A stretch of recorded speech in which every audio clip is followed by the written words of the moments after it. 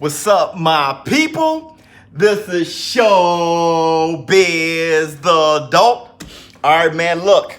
Amir versus Terence Crawford, April 20th, coming up this weekend. I will be going live for that fight, but I want to say my predictions this early. We can just, talk about it, discuss it, bat some ideas around. This should be a pretty good debate, but I do want to consider a few things before I say my prediction, okay? So, coffee.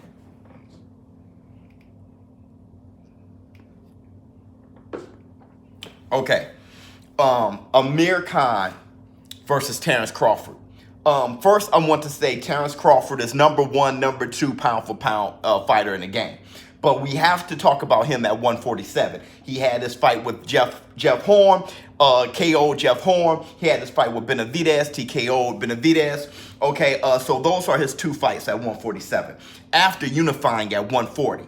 Terence Crawford, to me, isn't a small welterweight. I knew that back at 140 when he was coming into the fight around 155, 154 pounds. I knew that he probably walked around at 162. And when you see him walking around, when he's not in fighting shape, he still looks in shape, even when he's heavier, okay? So I know Terence Crawford, he's not a small guy. He's like 5'8 and a half, something like that. Not a small guy, not a small welterweight, nice size welterweight, okay? So him fighting at welterweight, not an issue at all. Now, Terence Crawford, we know his abilities. We know how well he fight.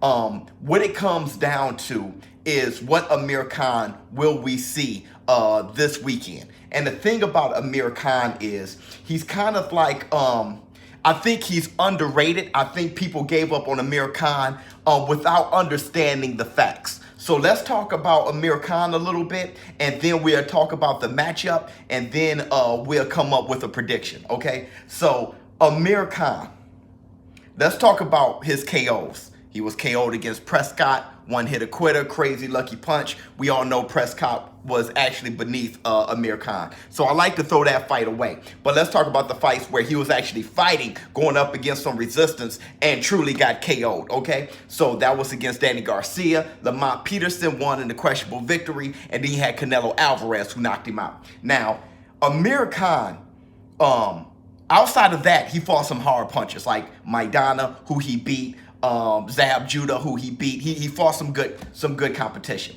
But after he got KO'd by Canelo, jumping up in weight, sort of like Kell Brook did against Triple G, he took 2 years off. He took some time off. He had to put some super glue on that chin, get that chin together. He took some time off, and he took on Philo Greco, who he knocked out viciously. And we haven't seen Greco since, okay? He's been gone, okay? After that, he had a bloodbath war with Samuel Vargas, who dropped Amir Khan, okay? So that's Amir Khan's last fight, Samuel Vargas. So when you kind of judge how well a fighter is going to do in his next fight, you got to look at how he performed the fight before. But I have a little bit of data on that fight with Samuel Vargas. Now, a lot of you guys know, if you know about Hard Knock Nights Live, Samuel Vargas was the first fighter that Q, shout out to you, Q, reached out to be in Hard Knock Nights Live. He thought that Samuel Vargas represented the game very well because he was just so gritty, a good fighter, took on all challenges. Let's talk about Samuel Vargas a little bit. I got a little back history on him. Now, we know that he moved up to fight Errol Spence. He took that challenge in short notice. I think in like 2-3 weeks notice, Errol Spence knocked him out. Then he went on a winning streak, and then he fought Danny Garcia. Danny Garcia also TKO'd Samuel Vargas. Then Samuel Vargas went on a winning streak again. Very gritty, very tough fighter. I know him personally. I've gone to a few of his fights. Very hard-nosed guy. Now, he took on a fighter named Godoy. Okay, when he took on Godoy, that fight ended in a draw. And I looked at Godoy, his foot movement, his hand speed, and why he gave Samuel Vargas trouble. Right after that, Amir Khan made the fight with Samuel Vargas. I said, of course. Because I saw the draw that he had with Godoy. If Godoy can pull out a draw with good hand speed and foot movement, who has faster hands than Amir Khan? Who, I mean, his foot movement, everything else, he thought that was an easy fight, especially after coming off a crazy knockout of Greco, right? So he took the Samuel Vargas fight. The thing is, I was very close to that fight, and I was watching Samuel Vargas train. Samuel Vargas was training. He thought that this was the fight that was going to make him a superstar. That's how he was training. I said, man, we may have an Ali Chuck Wepner moment up in here, right? That's what I was thinking. Then, with me being so close to the fight, I'm looking at Amir Khan. Amir Khan's taking Samuel Vargas as a joke. He's not training as hard, okay? He's looking past him. Why? Because Godoy had a draw with Samuel Vargas. So when they fought, BK, you remember, right? My show business partner, BK. This is what classics are made of. They had a bloodbath, a war after that fight, okay? So I have back history on why that fight was such a war, all right? Now, fast forward, Amir Khan, he won that fight. He was trying to make a fight with Kell Brook. That fight was close to be made. He decided to fight Terence Crawford once Bob Arum put that offer on the table. But that offer was less money than Kell Brook. Why did Amir Khan take Terence Crawford for less money than Kell Brook? Why? Because Amir Khan is going for greatness. Amir Khan said, hold on, I got the opportunity here to beat a top pound-for-pound fighter, get the belt, and then try to unify at welterweight, fight Errol Spence, fight Keith Thurman. This guy is not calling it quits. Why? If you think about Amir Khan, and if you say, oh, Amir Khan had it, he's old, he's washed up, he's only a year older than Terence Crawford. They're around the same age.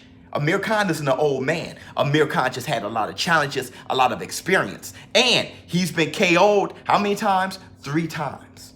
Okay? So we see him as somebody with a glass chin. When he got KO'd by Canelo Alvarez, which he should have been KO'd by Canelo Alvarez. Is that a glass jaw? Not sure. But he got KO'd by Danny Garcia. Who doesn't get KO'd by Danny Garcia? So if you're a hard puncher, you can crack that chin. Okay? So we know that. We know that.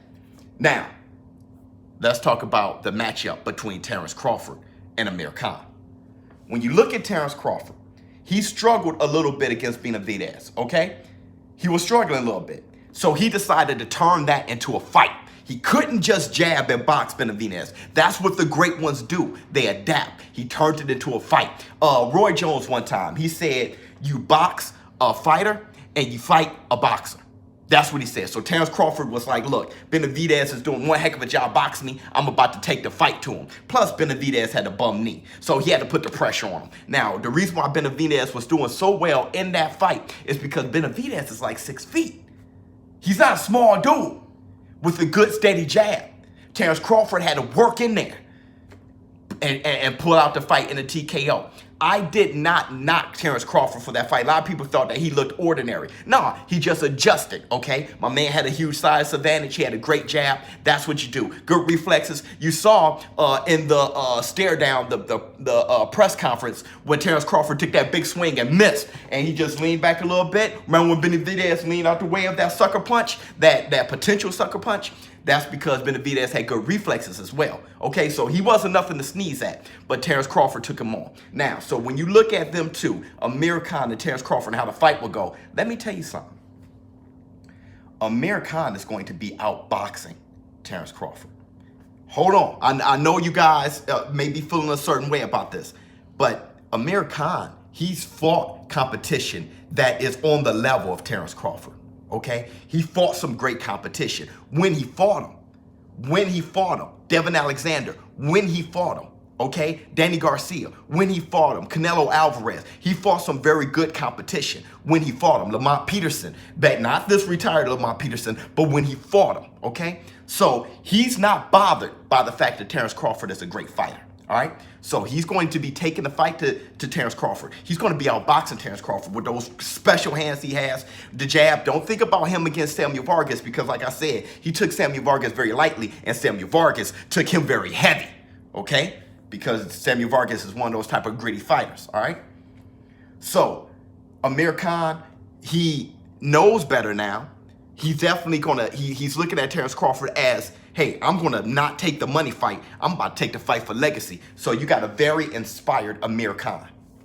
Amir Khan's going to be getting busy on Terence Crawford. Mark my words. He's going to be getting busy. And what Terence Crawford is going to do, Terence Crawford, what makes him special is he's a fighter at the end of the day. He's a very great boxer, okay? But at the end of the day, he's a fighter. And you know who else was just like that? Tommy Hearns. All the tools in the world to just smooth you over and be a great boxer, outbox you. But he was such a fighter, like Paul Williams, okay? Terence Crawford is going to win this fight. And he's going to win this fight because he's going to make it a fight. But that is the only way he wins this fight. Amir Khan is going to be outboxing Terence Crawford. That's the thing. It's going to be looking scary for a lot of you Terence Crawford fans. The first half of the fight is going to be looking scary. Amir Khan's going to be doing it pretty easily. He's going to be looking good. Here's another thing. When I said Benavidez gave Terence Crawford some trouble because Benavidez is a big welterweight, don't forget, Amir Khan was able to gain the weight and fight Canelo Alvarez. Amir Khan was talking about fighting Kell Brook at 154. He's a big welterweight, okay? They're around the same height, though, but he's a thick welterweight, all right? So, at the beginning of the first half of this fight, maybe into a little bit into the later half of this fight, Amir Khan is going to be getting busy. It's going to be a close fight. But Terence Crawford, he's going to bring the dog out, and that's when Amir Khan is going to hit the canvas. He may not get knocked out, but he's definitely going to be getting up off the canvas, okay? Unless Terence Crawford decides, hey, from the beginning of the fight, I'm going to start pressing him, start dog fighting him from the beginning, okay? That may make the fight end a little bit earlier. But I think he's going to try to box with Amir Khan at the beginning. Any smart, world-class fighter would do that. He's going to start using his tools at the beginning, but that boy's going to switch to southpaw like he does when he starts getting extremely aggressive, and he's going to take the fight to Amir Khan. Once that happens, that's when things are going to start changing gradually. But don't be surprised if Amir Khan is ahead of this fight come the middle rounds. ShowBizz the dope. Hey, don't forget, I'm going live for the fight. Hey, man, be there. Show up. It's always a good time. I'm out.